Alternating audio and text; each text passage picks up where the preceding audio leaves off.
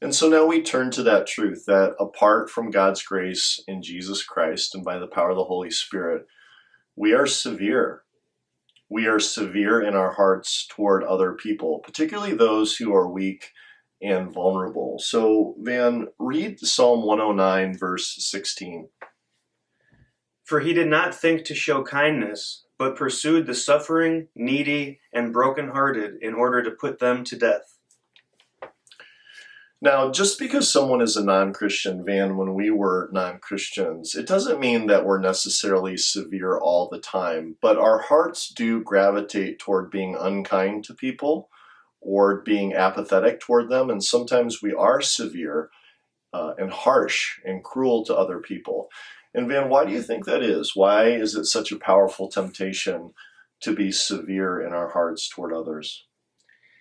It's a temptation to be severe because many of us have our own goals in mind, and we don't care who stands in the way. Sadly, people can become a means to an end, and it makes me think of when I was in prison. I saw a lot of men, inmates, watching TV shows about different court cases, and they would scream and holler, hoping that the guy on TV would get the most severe sentence.